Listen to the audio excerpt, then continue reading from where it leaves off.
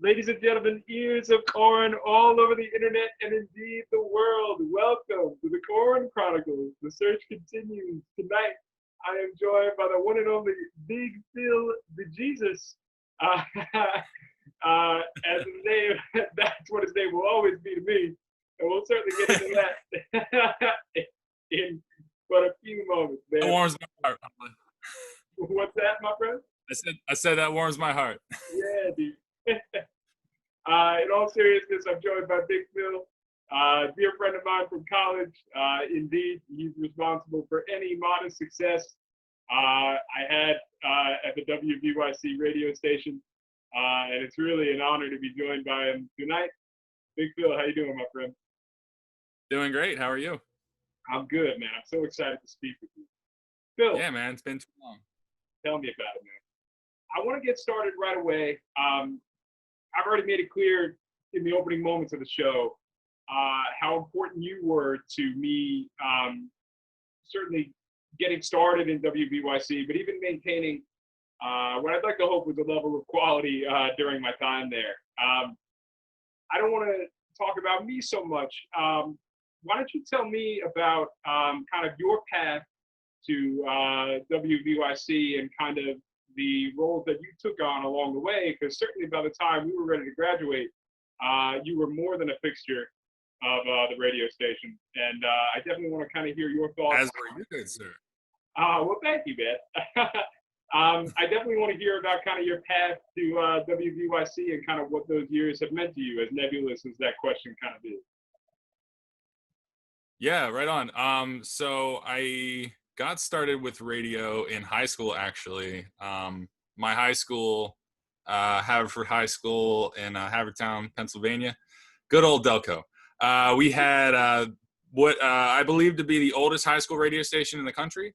Wow. So, you always pass by it in the hallways. You're always kind of peeking your head in. There's always cool music playing inside.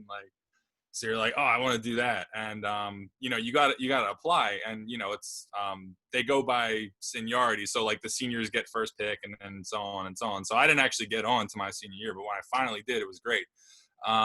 Started a metal show with my other friend, Dennis, actually.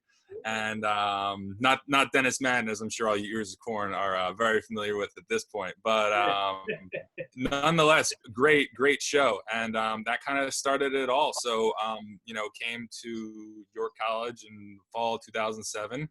And I heard about the radio station. I was like, oh, that's cool. That's like something I've done and something I can get involved with to just like meet people. And, it's college. It's like, it's, you just thrust in that it's a new world with all these new people and you have no idea who is who.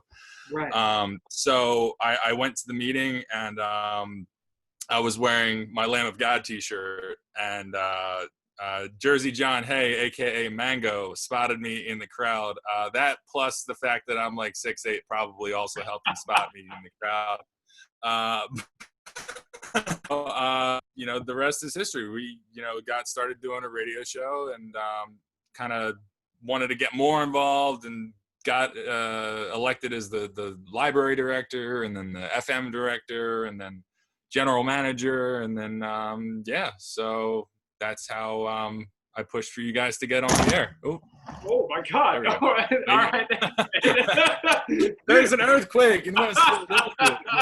Whoa. Man, I was not prepared for that. I kicked my table. That is tremendous to hear.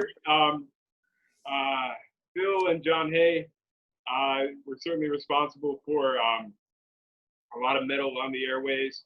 I always appreciated kind of the craft with which you approached your radio show, and I think most of, at least the people that I kept in touch with through the radio station, kind of approached their shows in a similar light. But it was certainly kind of very much a beacon for how to treat your time on the air, and you can attest that the two of us rarely had overlapping subject matter, but it was all kind of about the attitude with which you kind of approached what you were doing. Yeah, absolutely.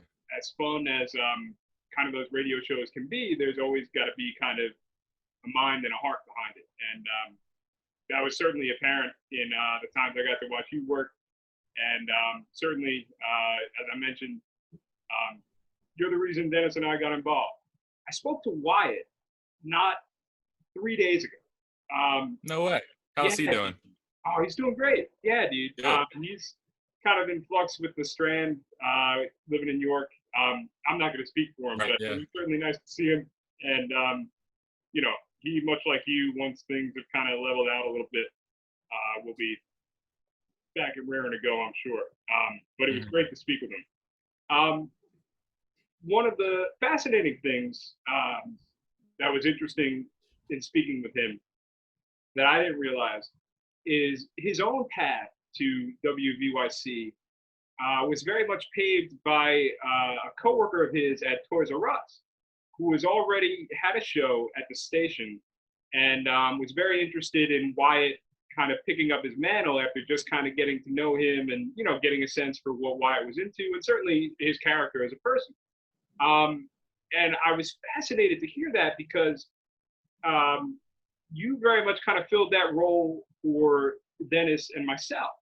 And when I say that, you know, I sound like I'm being poetic when I say that, but like Phil was, you know, as he mentioned, he was a fixture at the station. His, you know, opinion carried a great deal of weight. And Phil just kind of threw it out offhandedly. You know, I mean, I'm paraphrasing, but he said to like Dennis and myself, he's like, you guys have a weird dynamic that's pretty, you know, unique. And I mean, like, I'm telling you right now, like, I would want to listen to it. Like, if you guys want to get involved, like, these are the open spots.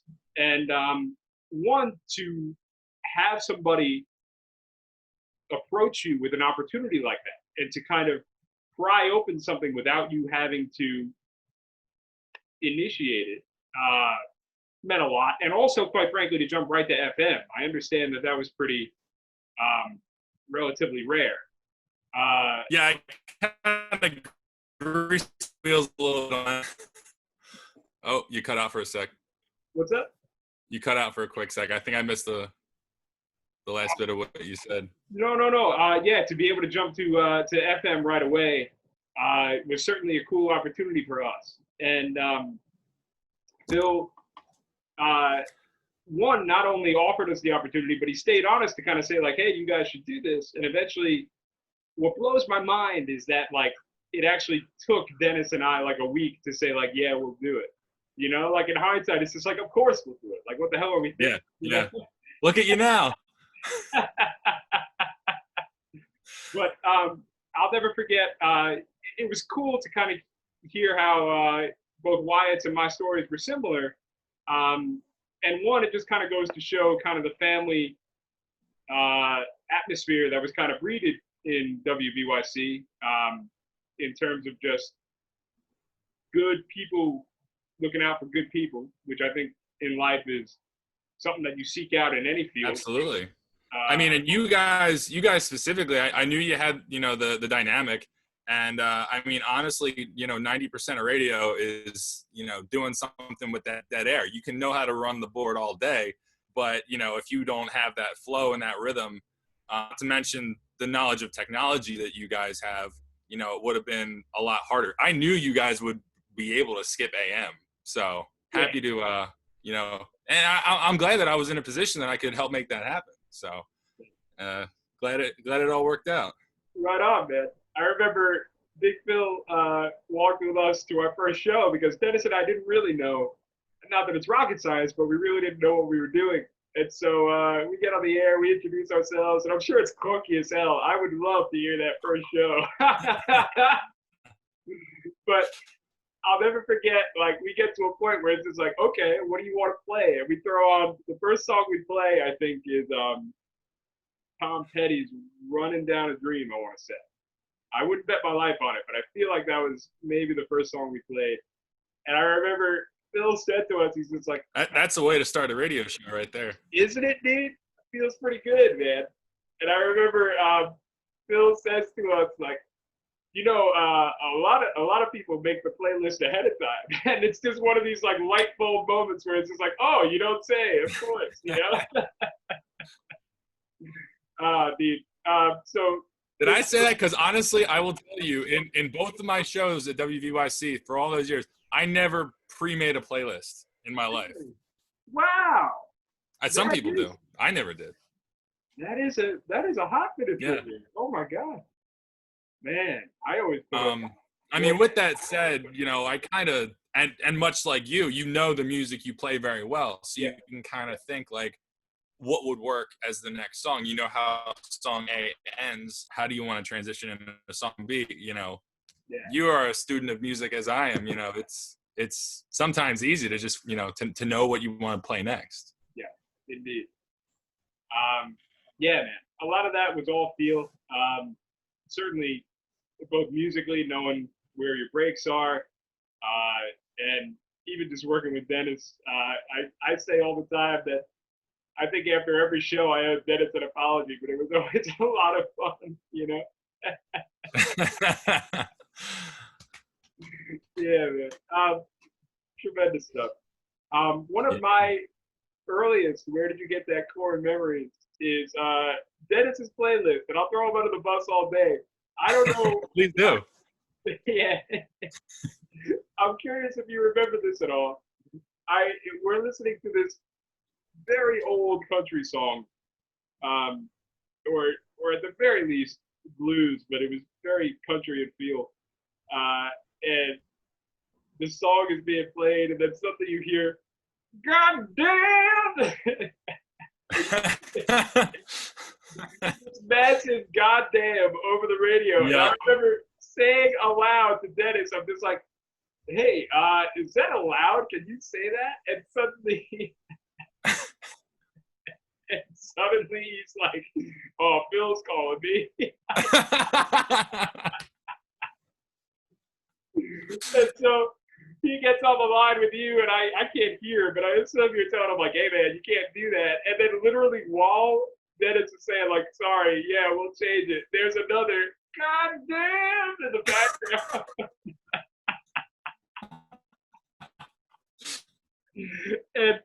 and I'm literally. And that would be not the last of Dennis's lyrical gaffes. Yeah, indeed. No, it's not. And I remember saying to myself, like, we're 2 episodes in, and I'm just like, well, it was a good run. You know, it's great. It was a lot of fun. Yeah. Not only in song lyrics, him speaking over the air. Birthday, right? Oh man, I wanna end with you telling us about his birthday. I would absolutely love that. But I also remember, we'll save that one. That's indeed that's the cherry on top of this Sunday we're creating. Rest assured. Yep. Dennis's 21st birthday. Oh, but yeah, man. We used to laugh all the time. I swear, "Where did you get that corn" received probably 5 phone calls over the duration of its time on the air. Which is probably how many were from the York County prison? What's that, Phil? I'm sorry. How many of those calls are from the York County prison? Oh, a couple. Yeah. Right on. Absolutely. We had the metal show. That was all our fans. It was locked up. Yeah. I got more of those for fanfare, actually. I really did. Yeah. That's great. But we used to laugh. I think I picked up 2 phone calls, and both of those phone calls were like compliments on the show. And then every phone call that Dennis picked up was literally people just being like, "Yo, this song, this show sucks. Like, you guys are high," or whatever the hell. Like, you know, like, it was really. We would laugh that every time Dennis picked up the phone, it was somebody bombing on the show, and every time I picked up, people would be like, "Yeah, man, you guys are in the pocket."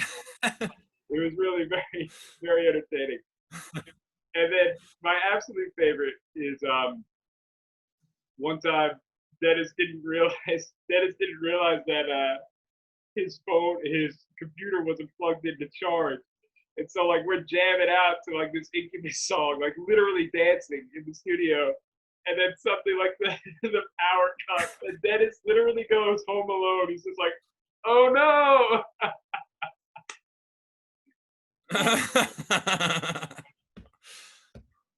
Splendid stuff, man.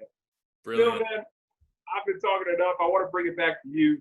I mentioned at the start of the show that the nickname for you that I hold near and dear is Big Bill the Jesus. And a lot of the listeners may wonder where that nickname came from. And I would absolutely love if you kind of walked us through that story a little bit.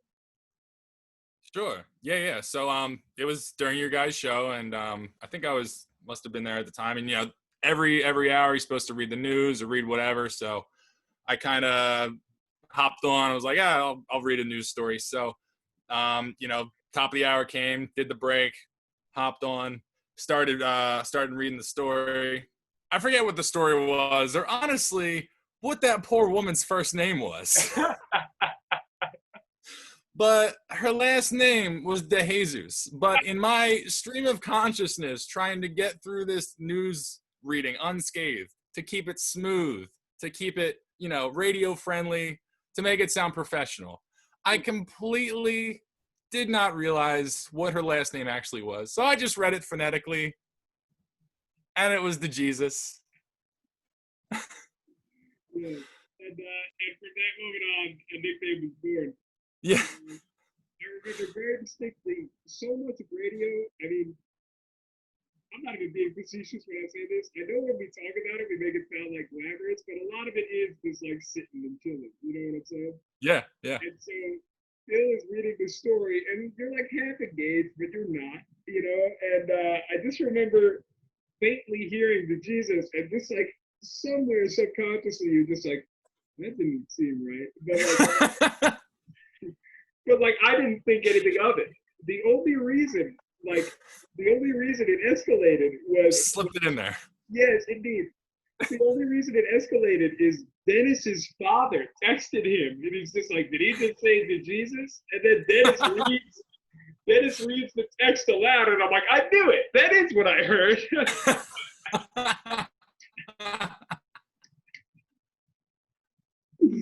Oh man. Yeah, man. So Big Phil was a beacon of what to do on the air, rest assured. But that was a low light that turned into something pretty spectacular, man. I'll tell you that.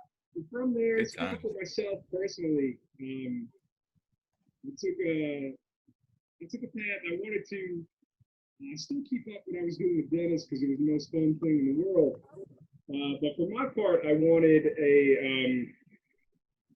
it's not that I wanted a solo show. It's really not that. But I was looking for a show that was a little more rooted. I don't want to say academic, but I wanted something that was a little more rooted in musical analysis and sports talk and a little more jazz, a little less jam bands. Just your own personal brand. Yeah. Yeah. And so, believe me, I wouldn't have done it if it meant losing what I had with Dennis. But the opportunity to have a second show was admittedly something that I wanted to jump on, and unfortunately that panned out as well. The reason I bring that up is I have to say, on a personal note, one of the coolest conversations I've ever had with you is when you were making kind of the calendar of everybody's show. And everything was kind of color-coded based on what kind of show it was. And I kept noticing, not like every week, but like every other week or so, like you'd pop in and you'd be putting up a new calendar. And, I would just kind of be like, why is he putting up so many? Like, are that many people are really like dropping their shows? And eventually, like, we start talking about it, and he's just like, yeah, well, like every time I put down like every time I put down you're a sports show, you listen to music and talk about it. And then every time I put down that you're a rock show, you listen to jazz the whole time. And then every time I say you're a jazz show, you talk about sports for the whole time. I'm just going to leave you this color, and people will just have no genre can contain you. Yeah, dude. And I have to admit, like, there's a little vanity in that. I'm not going to lie to you, but, like, that was a really cool talk. I can't think of anybody, at all during my WVU career more, unique show. He blends things on the show. and you took it and ran with it, man. Oh, cool, man. Right on. Tell me more. I want to hear more about your show. We've certainly heard about kind of WVYC and things like that. Obviously, your focus was metal, but I say that as like a total kind of like layman to it. You know what I'm saying? Like I'm not trying to sound like I'm there on your level. I know that you took some time to organize interviews when you could, which is incredible. Was your goal to speak to the metal fans that were already on campus? Were you trying to hopefully create new ones? Like what, talk about, as much as you didn't come up with playlists in advance, like I you know, obviously there was a lot of great care that came into the content you created. Can you tell me more about your mindset going into everything each week? I mean, I think we wanted to, because, you know, we did the concert, you know, like 3 or 4 times, you know, like the on-campus concerts with local bands. Yeah. And so we wanted to both be something that, you know, you could listen to and hear some songs, you know, and also hear some new stuff, but not only the new stuff that's, you know, come, you know, from the record companies, you know, and the like, but, you know, really try to get into the local York metal community. And I like to think that we did that to a point. You know, the more we kept doing those concerts, the bigger and bigger they got, you know, much to the chagrin of the administration sometimes, but you know, you got to do what you got to do. So, but yeah, I think, you know, we just wanted to, you know, I don't know, because you know, it's a genre that respects past a lot. Not that doesn't the balance of where you've come from versus where you're going, and to try to bring the local bands into the fold. Because I mean, you know, having made some music myself over the years, you know, nothing is cooler than hearing your own song over the radio, and to be able to give some little bands that platform was really cool. Yeah. It's all about balance. Yeah, dude. Absolutely. I love to hear that. So certainly, I have to tell you, we're going to leave college real quick. Big Phil, in my life, has always been a gracious host every time I make my way to the city of brotherly love and check out Philly. I certainly owe him a lot in terms of showing me around and making sure I don't get lost there in the city. Had a lot of great times. I love playing tour guide. My pleasure.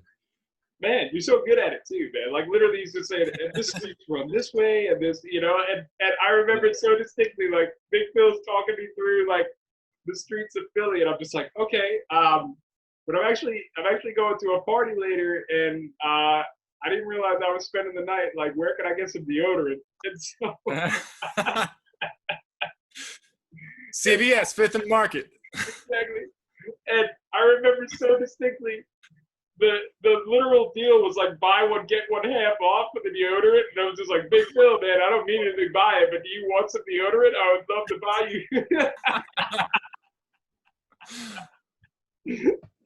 And Phil's like, no thanks, man, I'm good. You're so generous. Yeah, no doubt, man. We'd be a couple of the best smelling people on the block, man. Dude. Nah, man, in all seriousness, I know we saw the J-Rad show. Did you ever get your jacket back from that show at the risk of— I did not. No, that was, yeah, honor.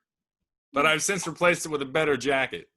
And speaking of fashion choices, you will be happy to know that I've sworn off jorts for the rest of my life. It was a terrible mistake, but we all make them, you know?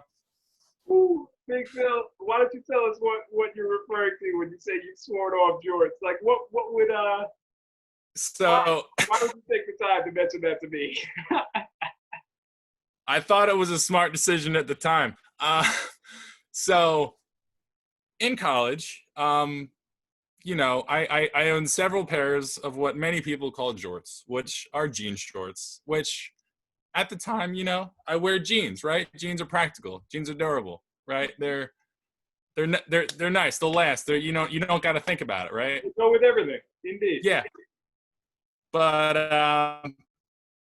as time went on, and, they naturally grew out of my wardrobe. I just didn't feel the need to replace them. It's a fashion choice that probably would not make again. The black ones, maybe. The blue ones, it's a little overboard. But there used to be a segment on Where Did You Get That Corn? My show with Dennis Madden, where I would ask Dennis's general thoughts. And when I asked Dennis's general thoughts, there was very literally no topic that was out of bounds. He never knew what was coming, which was part of the magic for me. And I'm sure it's part of what he dreaded about coming into the radio show. But one of these times, I asked Dennis for his opinion on jorts, and he proceeds to bury jorts, and apparently all who wear them. And we happen to be doing a show remotely from Campbell Hall, which is not the same place as the radio station. And so we throw it back to the radio station. And you couldn't script this if you tried. But when we do throw it back to the radio station where Big Phil is sitting and waiting, he takes the time on the air to let us know that he's wearing jorts at this very moment. And we were very red in the face, and that is yet another thing that became a fixture of our friendship and our memories. Yeah, a treasured time. Also, I've mentioned on at least two of these, by the way. If there's a story here, lovely, but I'm not going to force you to tell a story where there isn't one. One of the cooler memories of my college experience was being on the intramural basketball team with you and seeing you score your first points. Dude, that was so magical, man. That was an awesome moment to just see, Big Phil finally gets the rock, and he puts it up, and in all honesty, it misses, but, the dude is 6'8", and so he just kind of grabs it again and tries it again, and dude, like, I'm all over the offensive boards, man. Yeah, dude, just adding those stats at this point, bro. Yeah, just throwing it up to catch it off the backboard, It was all on purpose. I just didn't tell you guys. Oh, man. Yo, in that case, man, in 2 months, I got a game. I need you here, bro. Deal. Can't wait. I remember there was like one game, like scored or something, and then there was another game where it was the only game we ever won. Actually, it was because we outsmarted the other team without actually even playing the game. Yes, indeed. Big Phil, I have to confess, man. I just part of what you said. I'm so sorry, man. What's that? You cut out for a sec. I did. I missed the first part, man. I did. I'm so sorry, dude. Say that again. Oh, no worries. I was just saying, there was a game where it was our only victory, and it was because we outsmarted the other team, who not even playing the actual game. So, have you revealed the name of our team on this show ever before? I have, but it means so much to have your perspective on the fabled theme of no game schedule. It was well, because I mean, from my personal perspective, sports was something that, like, I have always enjoyed as a fan. I enjoy playing pickup games, but I was never I didn't really have the mentality that a lot of the other sports kids had about, that jock mentality, for lack of a better term. It just wasn't the case. So I never got along or stuck around with organized sports. So the ability to come into intramural basketball was just brilliant, right? It was something, you didn't have to try out for. It was just, you could just do it to have fun. Who cares if you won? And so just that, we never won a game, and that was fine. We just had fun with it, and it was great. But the one time we show up and we're waiting, and eventually we're just like, I mean, they're not here. You know, I forget who we had to like check with or who was what the the parliamentary procedure for actually starting the thing, or if there was someone we had to check in with or whatever. But we learned that this team didn't show up because our team name was no game scheduled. If you look at the schedule, it would say their team versus no game. We're off by week, right? So it was great to be able to just outduel someone without even actually making it to the court. Exactly, man. And what I loved is that was the first game of the season.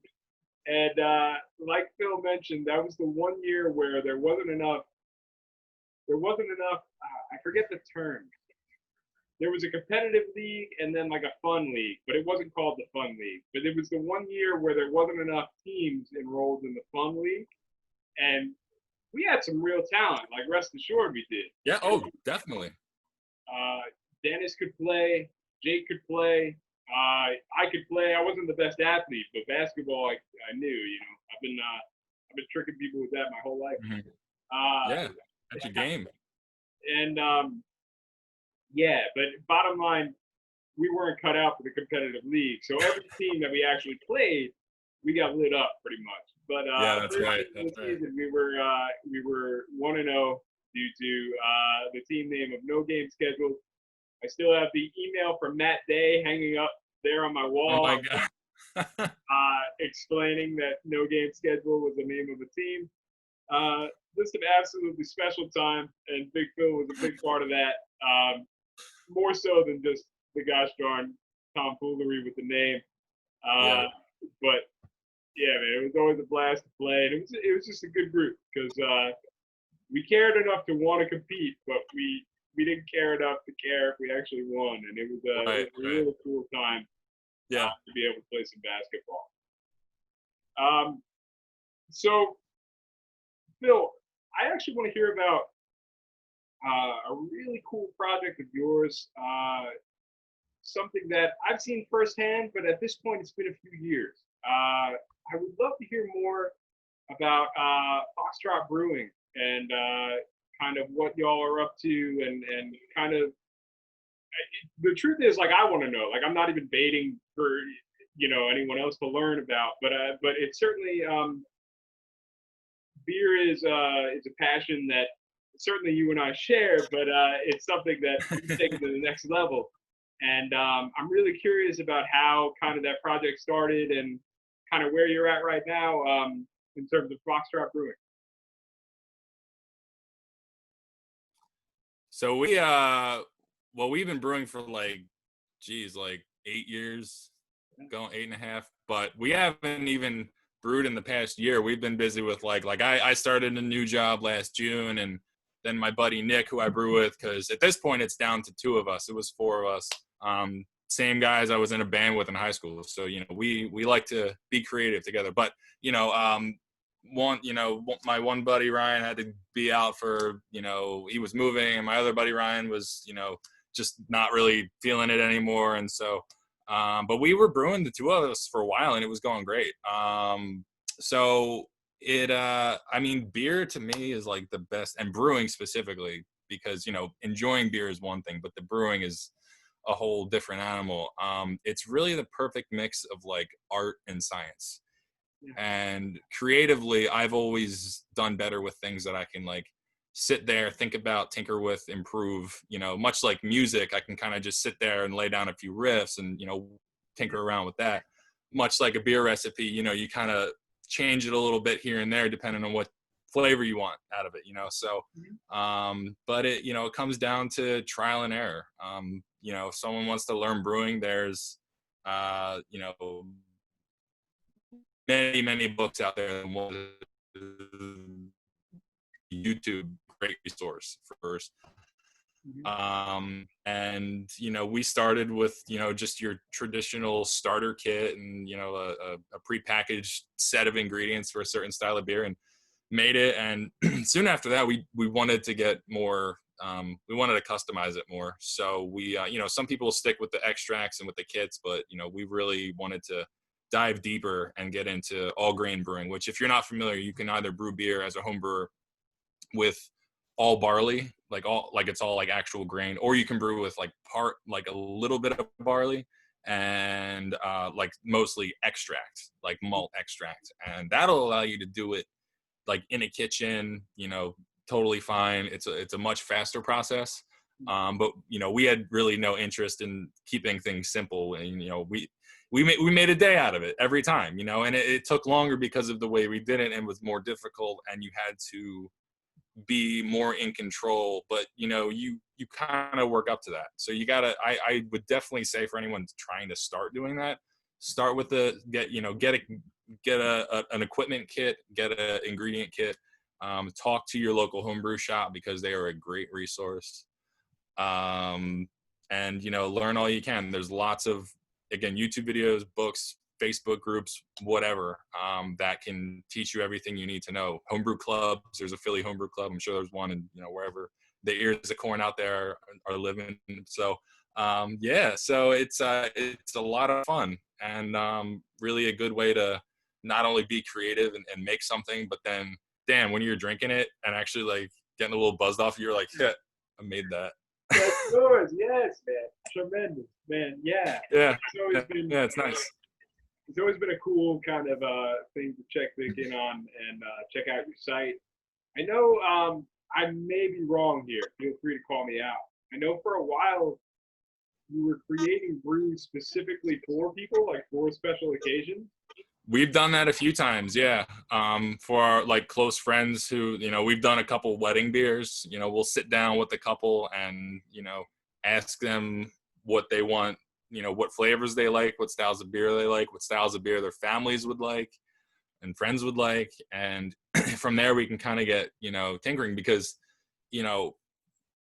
we can understand the layman's terms and translate that into how an actual craft. Right. Looking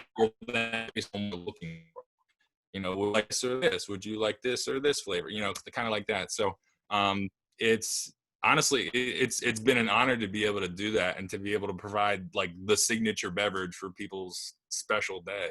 And, that's kind of like, it's kind of like the best wedding gift I can think of to give. As far as, I think the best gifts are the ones that you make.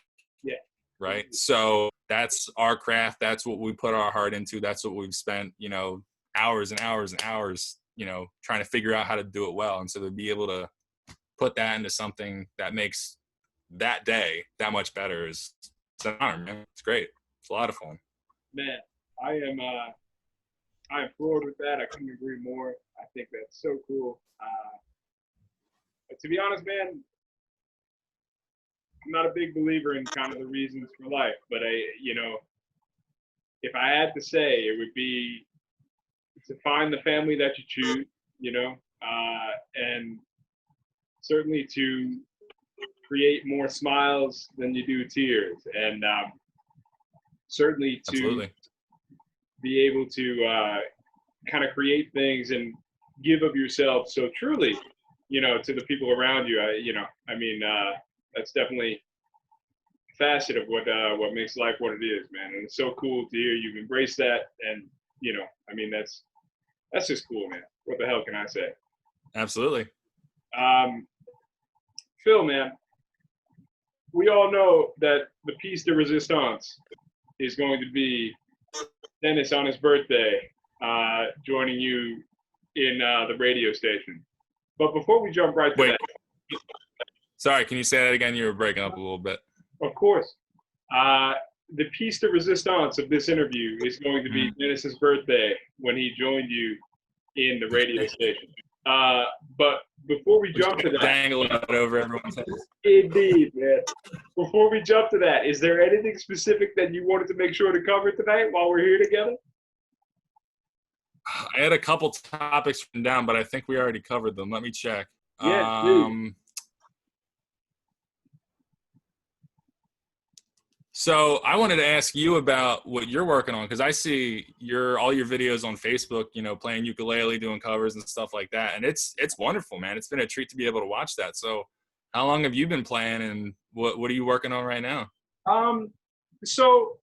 Well, first of all, dude, coming from a fellow musician, and I use musician for myself pretty loosely. It means a lot for you to, say that you enjoy it. It really does. Um, I've been playing the uke at this point for probably a good 5 years. Um, I picked it up just because you know as well as I do. For a while, I was just singing, freestyling, and there was Yeah. talent there and what have you, but it becomes harder to kind of set aside these chunks of time with people.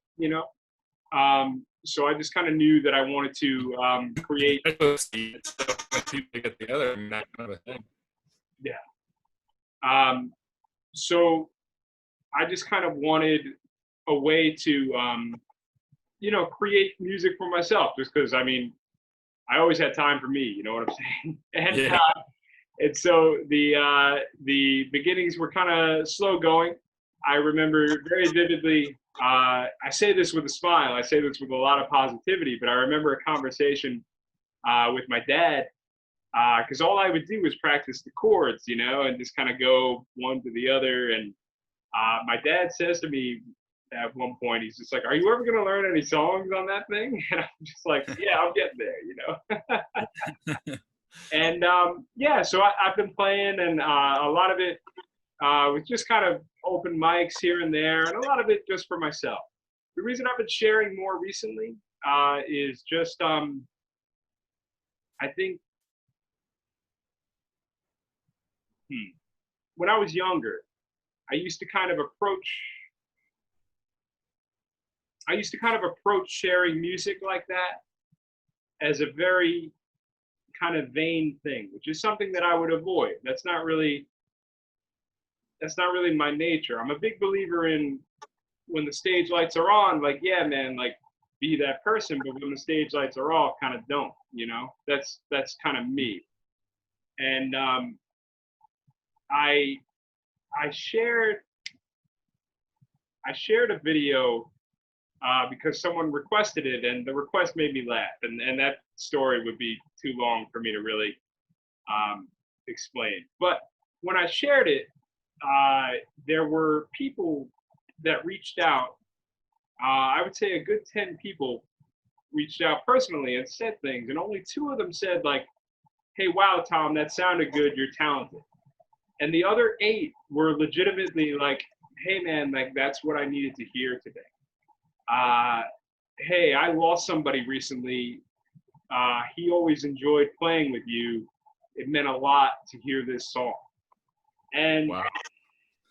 when when you start seeing your music and indeed your craft, because I take it seriously, but when you start seeing the stuff you create in a light that's not promoting yourself, but promoting kind of a shared experience with others, it kind of opened up a whole world for me to say, like, hey, man, like when I'm playing these tunes, people don't think Tom's trying to impress people. Like, people just want to either keep scrolling and pretend it doesn't exist, which is fine, or they want to listen to it and share it with me. And I think a lot of it has to do with the quarantine. Like, let's be clear about that. But I've been sharing more recently uh, because not only do I need the outlet, but I've learned that more people see value in it than I thought. Which is a cool and humbling feeling. Yeah, man. So there will still be no musical pursuits on my end, but it's been cool to kind of come to that realization, and it's almost kind of a shame that it took 31 years for me to kind of approach music like that. You know, the man, you're putting something out there. As far as I'm concerned, that pursuit, you're putting something out for people to enjoy, and at the end of the day, it's about that shared experience. So no one goes to a concert. I think people go to concerts for that shared experience, to feel things and to be moved, right? And so when you can do that, yeah, that's an accomplishment in and of itself. Yeah. So it's been fun. And in terms of these interviews, I've always wanted to do them. I'm a big believer, and I'm not alone. I'm not saying this is unique, but like, I am only as good as the people around me who have shaped me, and I'm a big believer in, my autobiography is more about the people around me than, Tom has done this. And Absolutely. so I've kind of always wanted to do the project. And full disclosure, this quarantine has kind of, it has not, I want to be clear, it has not inspired this project. It has just made this project more urgent. And I kind of just said to myself, like, hey man, like, the time is now.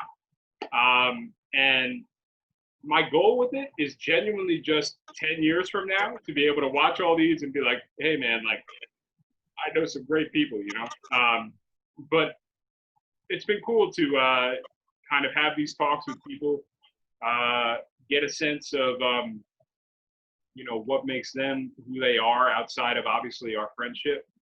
And what's cool is, I have people on this show because they're important to me and the person that I've become.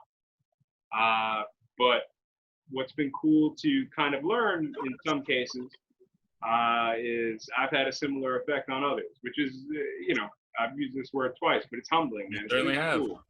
I know my college experience would not have been what it was without you there. Man, that's so kind. Yeah, man. So, no, that means a lot. I don't want to. I don't want to gloss over that, but I also don't want to get into, Oh, you've been complimenting me this whole time. Let me get. yeah, man. No, it's been so it's been cool, and that's what I'm working on. And the way I see it, man, during these crazy times, if you don't channel yourself as positively as possible, like, you're asking for trouble, Like, I hate to put it that bluntly, but like, so that's just what I try to do. And yeah, man. So that's where I'm at. Yeah. I appreciate it. Anything else, Phil, before we jump into the cherry on top? That's all I got. That's all I can think of at the moment. We covered a lot of bases. We did, man. Cool. And it's great that we have all those bases to cover, man. Big Phil.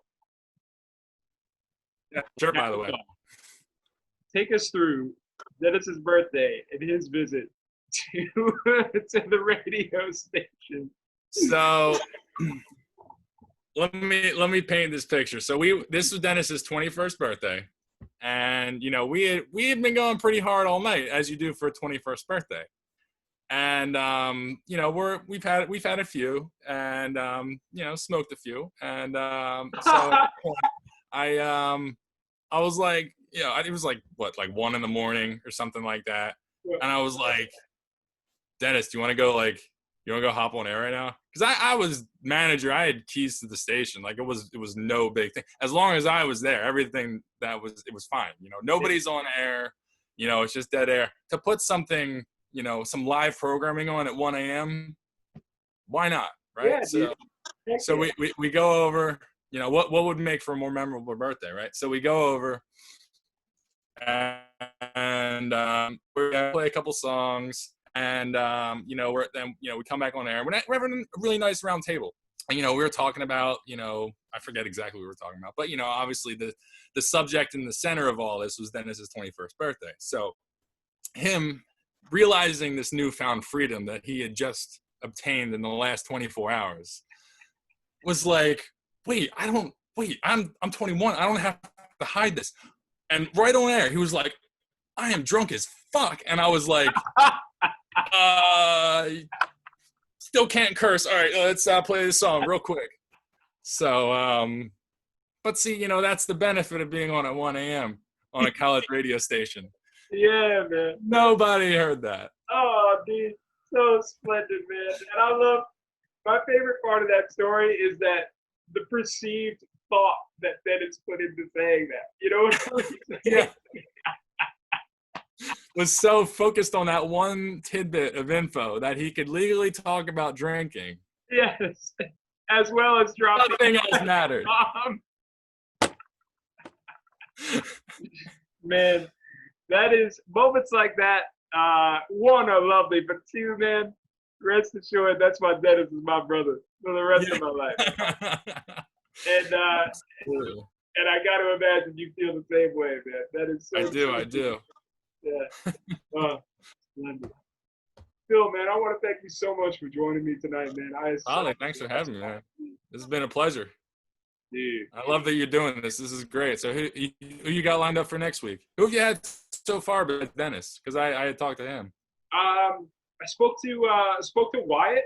I think that's it for radio. But I also spoke to Brett and Jake and Denny from fellow Eagles fan Denny. Baby boy, like we should have a trio talk, and I'll just sit back and let you and Denny talk all sports, man. That would be a blast. What was that? Sorry, you cut out again. Oh no, I think it'd be lovely to have you and Denny on the show together, and I'll just hang back and let you all talk Philly sports all day. Oh, I'm in, man. We got a lot to talk about. Exactly, dude. You all can dress up in your Howard Eskin furs. Yeah. Hey, Flyers just scored a first-round bye.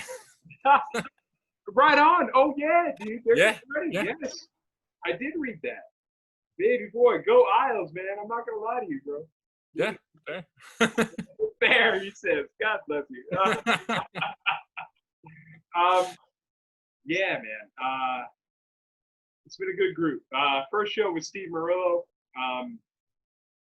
Yeah, man. So we're certainly covering all our bases, college-wise. Yeah, it's been a cool project. Can't wait to have some more. I don't want to mention names on, and then if they don't come on, like, That's fair. That's fair.